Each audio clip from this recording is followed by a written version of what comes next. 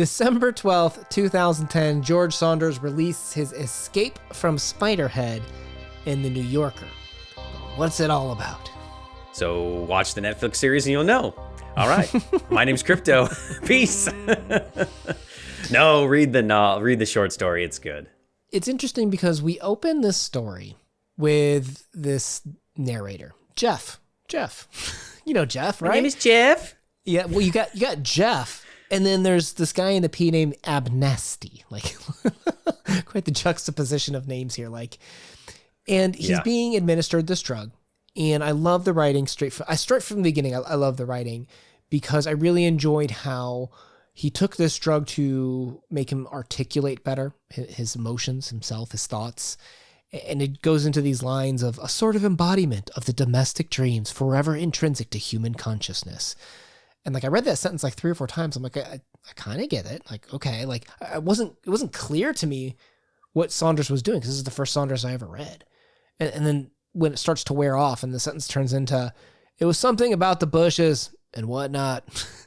And think your happy thoughts. I was like, oh, that's hysterical. He's changing his writing to be reflective of the character's mental state. Isn't that kind of how life is, though? Sometimes people just string together all of these big words to make themselves sound smart. And it really is just a whole bunch of jargon. It really kind of set the tone for the story for me. I'm like, all right, I already know what I'm getting into, and this is going to be an interesting journey. Yeah, because already they're talking about the uses of this, right? Like these chemically induced states where I think it begs the question of who are we, right? It's the Theseus ship challenge. If I just change this electrical impulse or this chemical reaction in someone's brains or nervous system, are they still that person? Or if you change their thoughts just a little bit, is it still their thoughts, or is it someone else's chemically induced thought? And when is it no longer them? And how long can you get down that road before we're questioning what is our humanity, which I think is kind of like one of the main thrusts of this story. Did you also feel, though, that it left out a lot of the idea of free will as well? Because in the story, the main character is a captive. He doesn't get a choice in this matter, and then he's being forced throughout as we kind of talk about the story.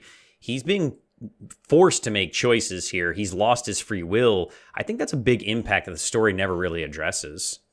I think it's a good question, right? Because to your point, he's a prisoner. And do prisoners have all the same decisions as others?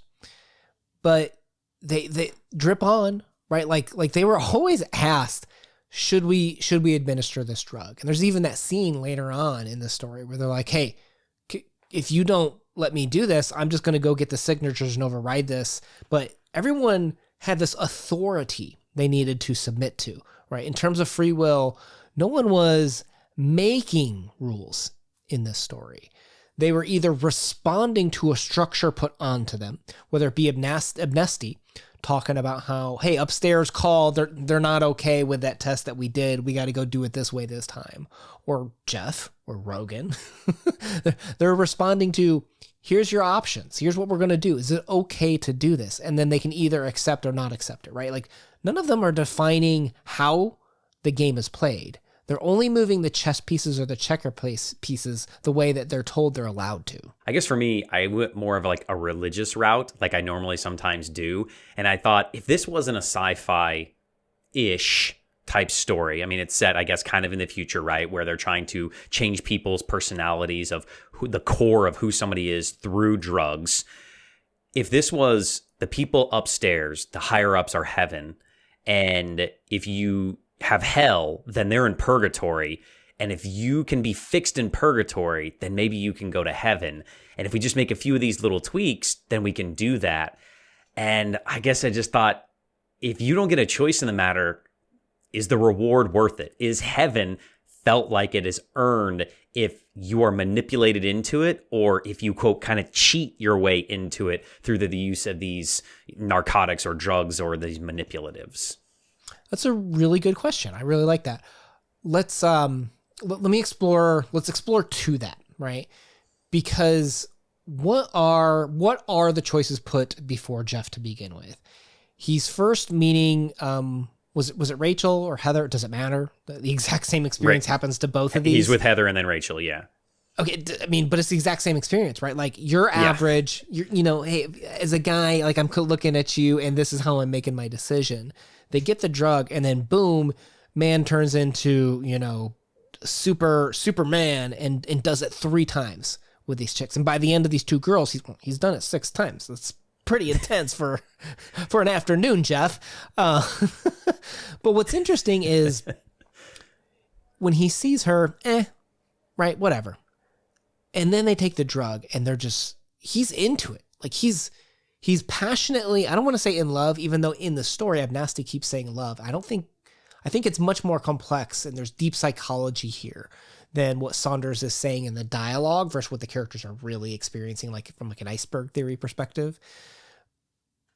But as soon as it's over, there's like this question of shame, right? Like, well, I'm a man. Why should I be embarrassed about what just happened? And did he really truly care about this person?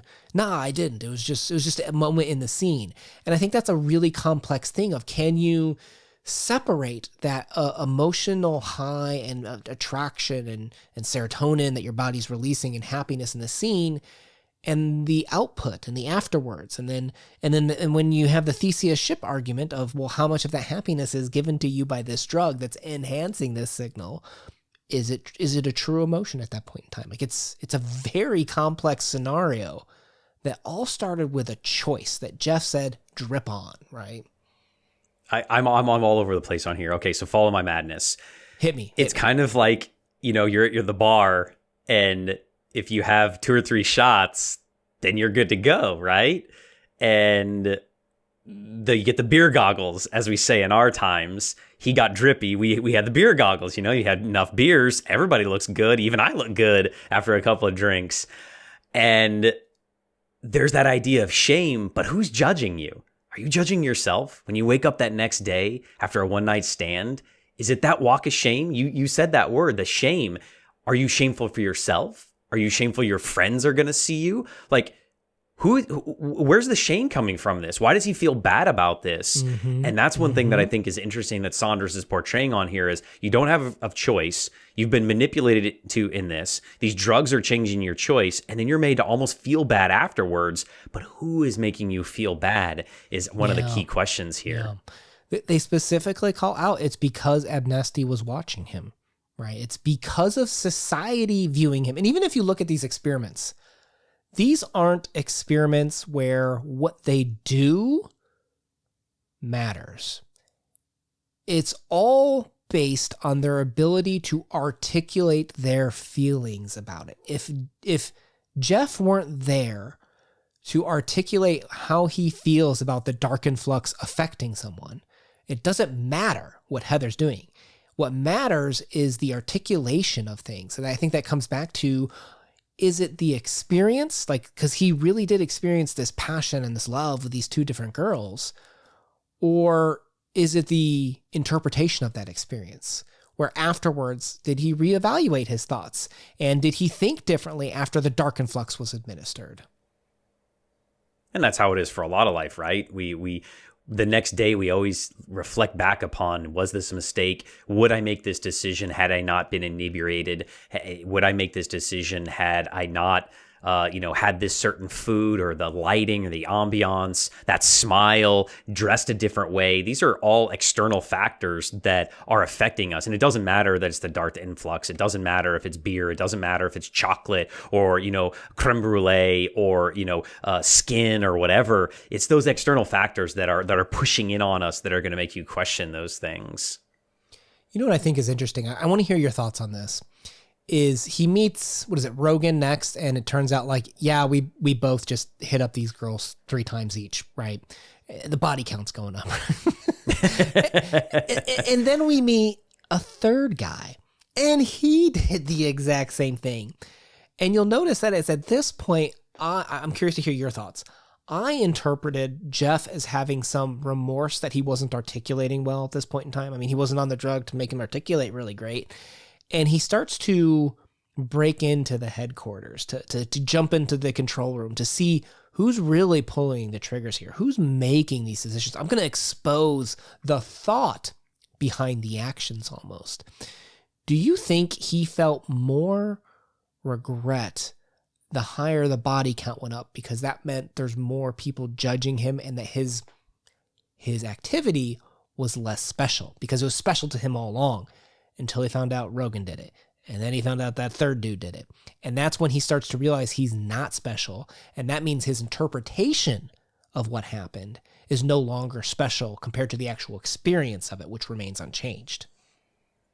I think we're supposed to think that, and I think it might be kind of a generational thing. I know that when you think back about somebody's body count, the higher the number, you start thinking less of yourself, of like, oh man, I'm not that important. I'm just another notch in the belt.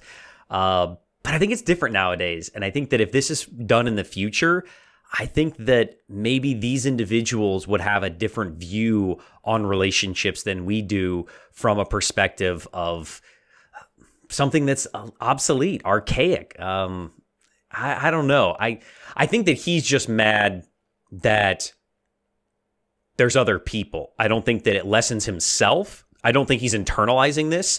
I think he's mad that other people are allowed in the situation that he is. And I guess maybe that does think he's special. I think it's more complex than just that, of that he have his little feelings hurt because he wasn't the only one.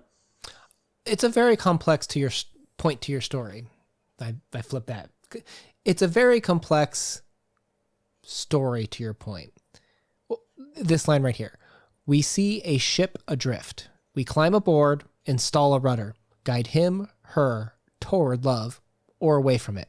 What does that sentence mean when he realizes that it's not that his feelings are hurt? And I do appreciate your joke there, but it's the fact that he was guided there, and what he thought was a decision really wasn't a decision. It's the erosion of his thought of what he was deciding upon, but was really already decided for him. I think the most important part is that last piece, right? Or away from it. You could have gone both ways. They're basically saying that he did have a choice this whole time. He doesn't feel like he does, but the story is telling us that he did have a choice. He did. He chose poorly. I think he's trying to get to the choice. I don't know. To me, where is he trying to break in from these from these like experimental rooms? Where does he have to go? The in-between, the hallways, the connectedness. The control center. Where's the control center? Oh, it's up above him. It's in the center, right? They said this place was a spider, where the control rooms are the legs, and where Amnesty is making all the decisions is in the head. Okay, I missed that. He's trying to get to the control. He's trying to get to the point where he can make decisions. And he's constantly coming to the realization how he's being swept up in bigger forces, right? Like, oh, you're not going to consent? Well, we're going to go off to Washington, D.C. and get the consent form signed for you and force you to do it, right? Yeah. And do you maybe think that all of that itself even, is a manipulation too? Like they know that they're going to move him into these different areas? Well, how much do you think Amnesty, even in these scenes where he's like, look, man, I tried. Upstairs told me that we got to go do this again. It doesn't matter what you're going to choose. Do you think that was all part of the experiment?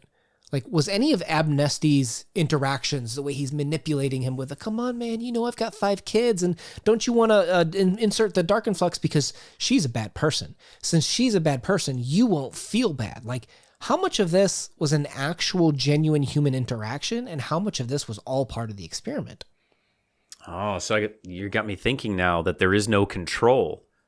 There is no control group. It's like an experiment within an experiment. You have a double experiment, or whatever they call it in science. That's what you're testing for 2 different things here, huh? That's what the protocol committee told me. Yeah, yeah. And when they finally start giving him some choice at the end of the story of basically who's going to live or die, then we get to the root of the whole purpose of the story, right? I think so. Right? Like, well, one, to that point, when he's given these choices, they're giving him moral excuses of why it's okay. Like, you're morally excused from hurting and killing people because it was for science. You're a scientist, remember? And when I read that, I was like, oh my gosh, he's a scientist in jail for killing people? What the heck did this? I wanted to know more about Jeff, honestly. But it comes down to that final scene where when he realizes he's doing harm to others and he can't stop it of his own free will, right? Because he's a pawn, I think. That's how I interpreted it. He takes his own life. It's the first time he's able to impact the experiment, to impact maybe what was actually happening, is when he ended his interaction and experience in this world completely. You know, that's a very complex statement to put into the story by Saunders. But I think that's the point of it, right? Is that the big entity that is manipulating this situation finally, if we are believed that these drugs are manipulating people to break their core selves, your id, your ego, whatever you want to call it, that their experiment was finally a success with him, that he went against the norm of what he was, and he was the first person to do it. If you think about the story, it's guy in experiment, sleeps with several girls, finds out other people go through the same experiment, has option to basically insert bad feelings into other people, and chooses not to, right? Like, it's not incredibly complex plot-wise, but there's so much under the hood of what these characters even acknowledge themselves, I think. And we have this quote, "Killers all bad. I guess, although in that instant, I saw it differently. At birth, they'd been charged by God with the responsibility of growing into total f***s. Had they chosen this?" And I think that's kind of the main theme here is did they really choose this to an extent? And how much control do we have in these situations? Because even though we talk about them being pawns, we see ultimately Jeff was able to make decisions. He was able to impact the experiment. And I don't think it's a pro-suicide argument at all. Don't get me wrong. But I think, it does make us question of when was he really in control and when did his choice matter? And did he make the choice to impact things? As I said at the beginning, I think it comes down to free will, one. But two, I think that last quote really, for me, cemented that this story is a very fun, complex sci-fi story on a very old, tried and true idea of nature versus nurture, of that we have within us something, our nature of who we are in our core being, and that you are manipulated by the nurturing of the outside influences through your life, your mom, dad, friends, tragic events, positive events, and that the dark influx is that nurture. It is that outside influence that can change you of what you will choose. And will you make the same choices or not, given it or not given it? And in the end, I think that they prove that you can influence people. And that was their goal of that if you do, then we can make society a positive. We can influence society. We can influence one another to be a positive change. At least that's how I kind of interpreted what Saunders might have been going for. All right. Permission, Mr. Crypto, to inject the audience member with Subscribe-a-thon and the Like-a-tron to make the audience like and subscribe this video. Yes. Okay. Drip on. Daddy need to get paid. We appreciate you spending time with us, honestly. And if you did enjoy today's talk, make sure you do hit that subscribe to join us in other discussions. We put a lot of love and time into this. I hope you guys consider checking it out and maybe spending some time discussing and sharing your thoughts on what you thought this story meant. We'll leave a George Saunders playlist down below. This is my first experience with him. What do you recommend as the next story to check out by him? Looking forward to hearing from you in the comments down below. My name has been Una. Peace. Dark Influx.